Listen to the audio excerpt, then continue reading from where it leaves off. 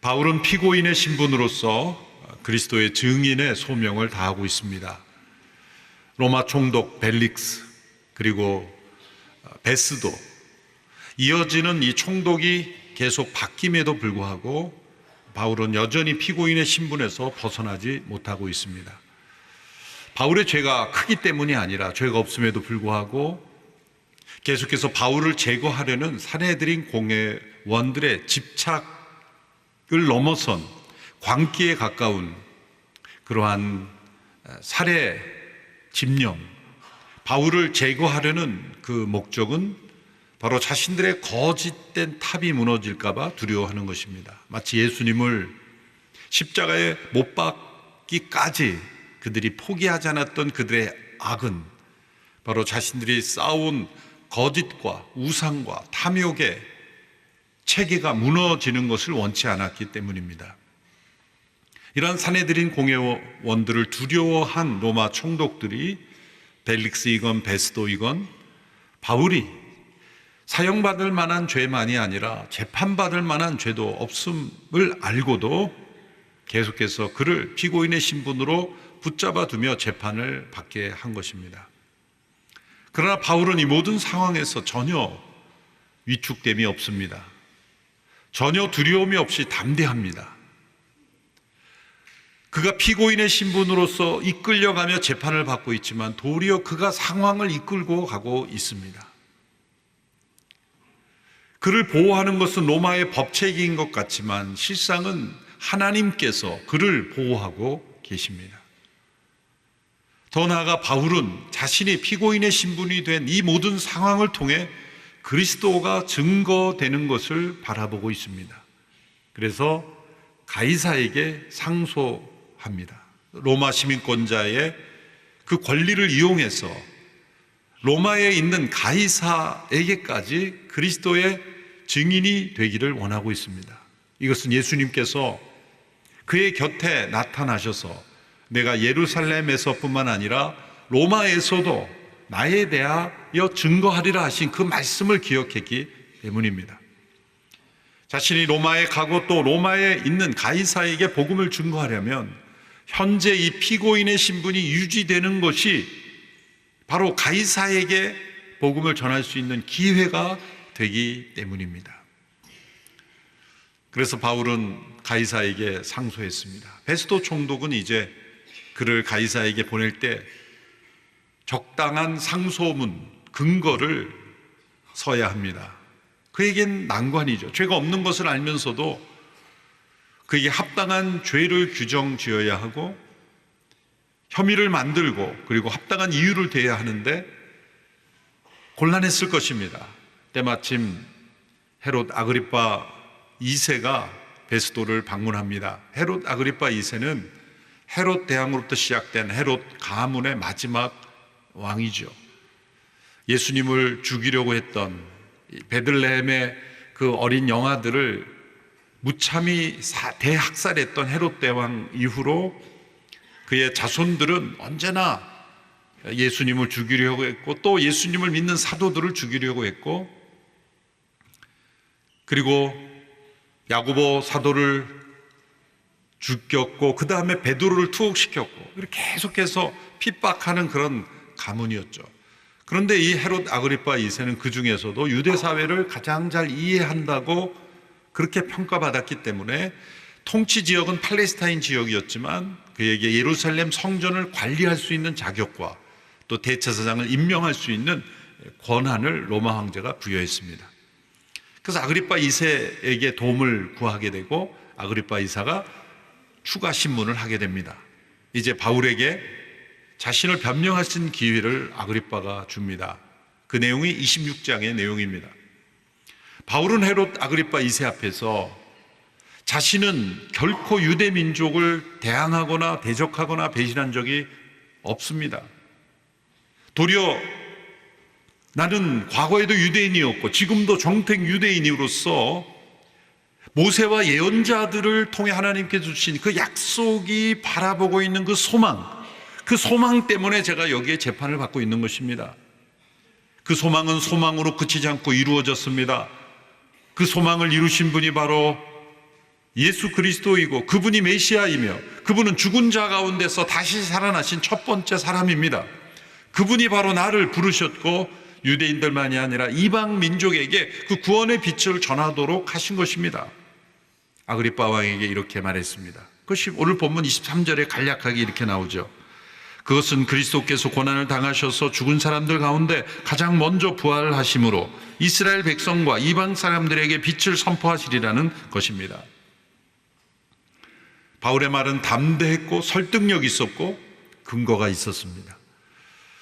구약에 나타난 이 모세와 율법과 예언자들이 바라보게 하였던 그 소망이 예수님을 통해 성취되었다는 것, 그것을 증거했기에 제가 여기에 이르렀습니다. 이스라엘의 소망이 나타났습니다. 이루어졌습니다. 바울의 이 설득력 있는 증거에 로마 황제를 대리하고 있던 이들, 베스도 총독은 가만히 있을 수가 없었습니다. 그래서 불쑥 소리치며 제지하며 나섭니다. 바울아, 내가 미쳤도다. 많은 학식이 너를 미치게 만들었구나.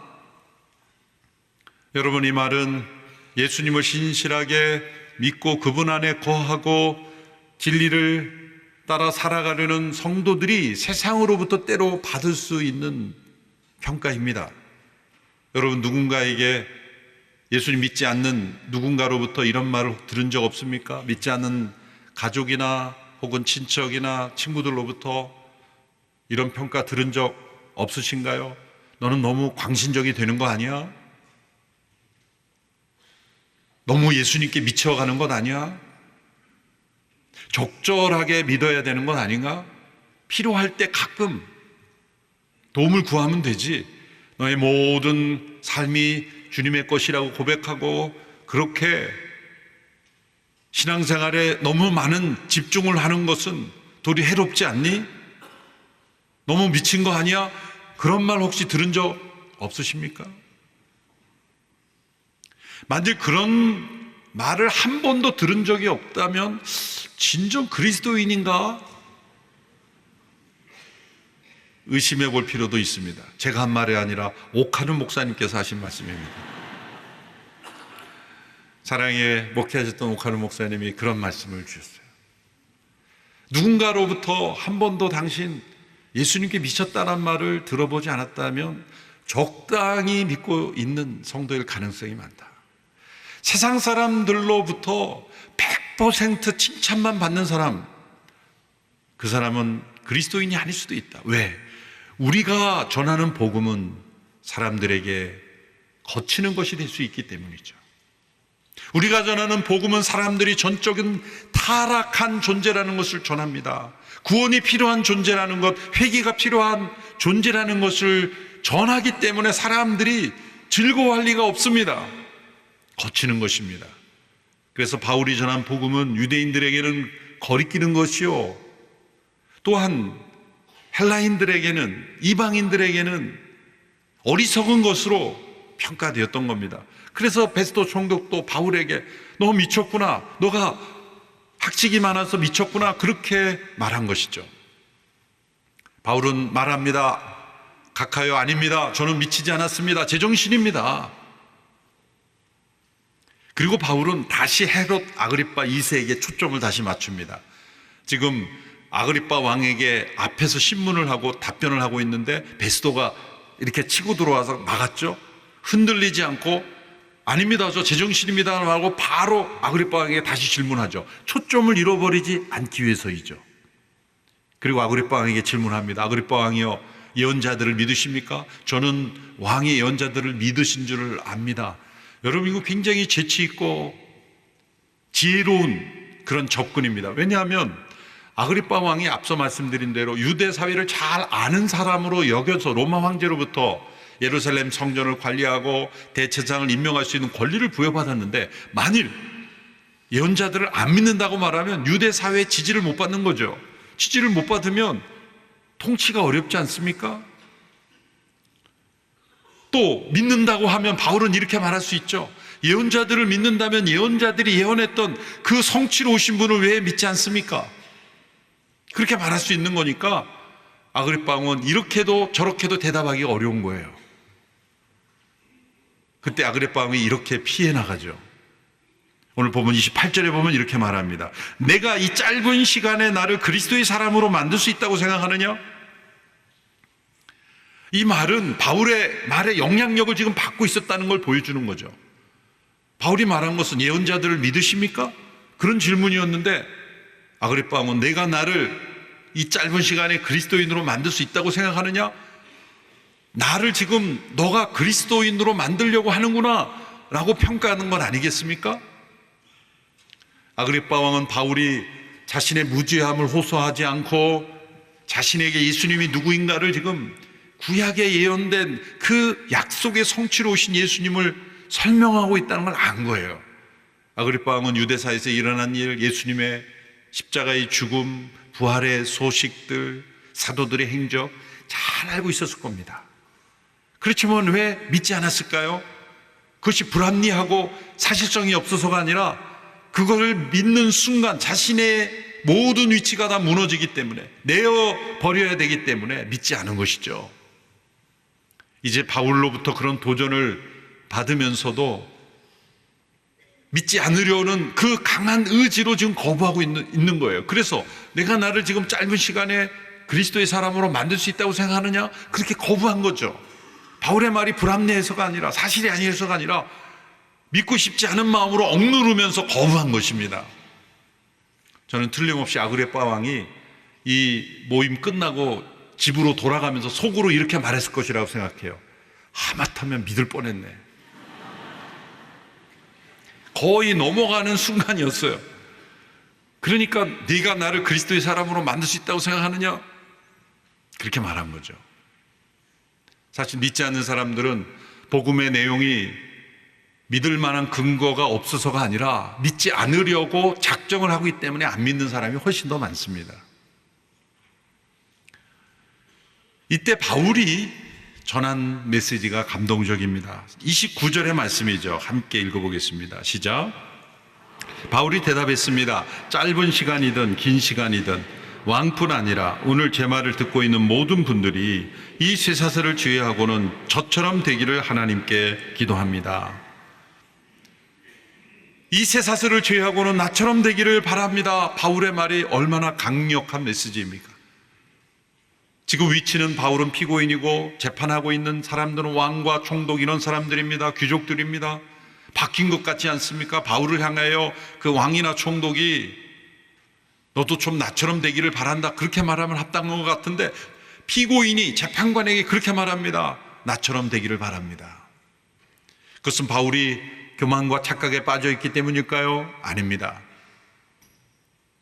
바울이 지금 자신이 걷고 있는 이 길이 확실한 너무나 분명한 진리이고 생명의 길이고 구원의 길이라는 것, 그 확신 때문에 더 나아가 옳은 길일 뿐만 아니라 기쁨과 행복한 길이기 때문에 당신도 나와 같이 되기를 바랍니다라고 말하고 있는 것입니다. 옳은 길이지만 기쁘지 않은 길도 많습니다. 그러나 우리가 다른 사람 앞에 당신도 나처럼 되기를 바랍니다라고 말할 때는 옳은 길일 뿐만 아니라 그것이 행복한 길이기 때문에 이렇게 말할 수 있는 거예요. 여러분, 예수 믿는 것이 누군가 다른 사람들에게 만날 때마다 나와 같이 되기를 바랍니다 라고 말할 수 있다면 그는 정말 진리를 확신하고 있는 구원받은 성도일 뿐만 아니라 그 구원의 축복을 날마다 누리는 성도이기 때문일 것입니다. 저와 여러분이 그러한 그리스도의 증인이 되기를 바랍니다. 바울은 피고인으로 이렇게 매여 있지만 마음은 매여 있지 않습니다. 그가 피고인으로 모든 상황의 법의 절차를 따라야 하는 사람이지만 그가 영적인 주도권을 가지고 있습니다.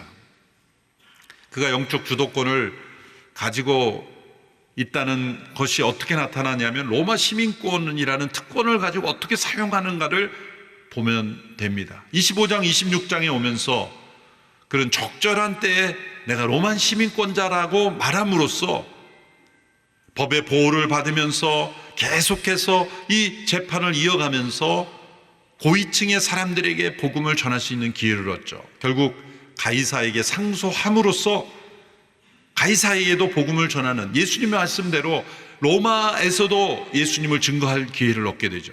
그런데 사도행전 16장, 우리가 지나온 16장을 되돌아가 보면 그가 아시아를 복음하려다가 성령님께서 막으셔서 마게도니아 대륙으로 건너갔을 때 처음으로 만난 도시가 빌립보죠.